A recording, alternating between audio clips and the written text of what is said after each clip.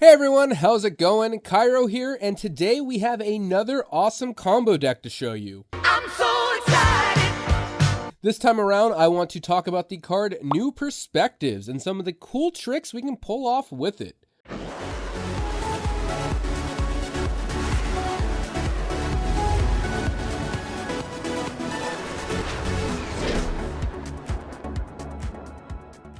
For those of you who do not know, New Perspectives is a 7-mana enchantment from Amonkhet.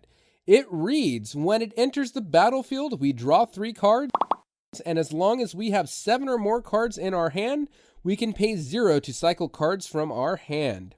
This is a very unique card and is one of the reasons I love it so much.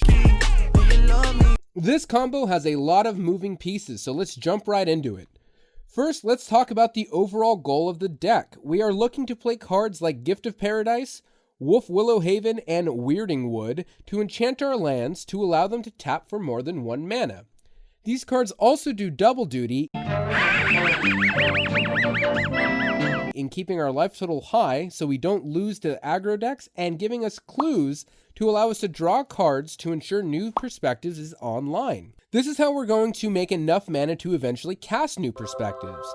Next up, we're going to play cards that prevent combat damage, otherwise known as fogs, and cards that keep our life total relatively high. These cards are Haze of Pollen and Renewed Faith. Haze of Pollen is a fog with cycling, which we'll cover the importance of that a little bit later, and Renewed Faith is a 3-mana instant that gains a 6 life or 2 life if we cycle it. Then we have our support cards. These are Shefet Monitor, Vizier of Tumbling Sands, and Shadow of the Grave. Shefet Monitor is a 6-mana 6/5 that cycles for 3 and a green, and when we cycle it, we can search our library for a basic land card, put it onto the battlefield, and most importantly, put it onto the battlefield untapped.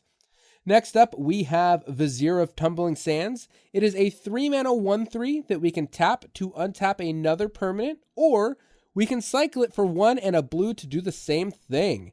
These cards are going to help us get to our 7 mana to eventually cast New Perspectives in no time, usually by turn 4.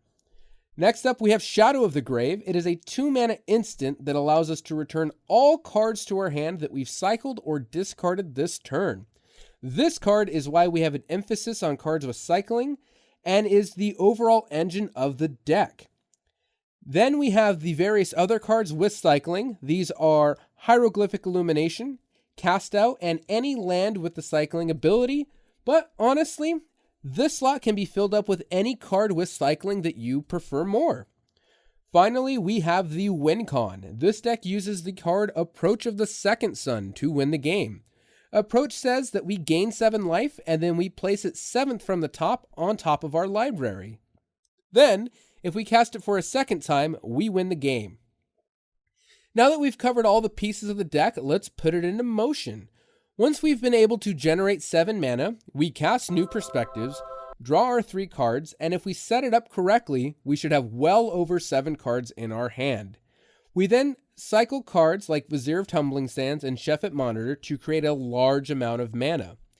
After we've cycled enough cards, we then cast Shadow of the Grave to return all those cards to our hand and repeat the process. Eventually, we're going to find Approach of the Second Sun, and we'll have plenty of mana to cast it. After we cast it, we then cycle 7 more cards to find Approach of the Second Sun again, and boom, we've won the game. I played a lot of this deck when it was in Standard, and I believe it has what it takes to be playable in Pioneer. It can win as early as turn 4 and has access to newer cards like Mystical Dispute to ensure your opponents are unable to disrupt your combo, as well as a ton of new cards with cycling from Ikoria. With that being said, that is the New Perspectives combo deck. If you enjoyed the video, be sure to give us a like and hit the subscribe button below. I'm Cairo, and I'll see you next time.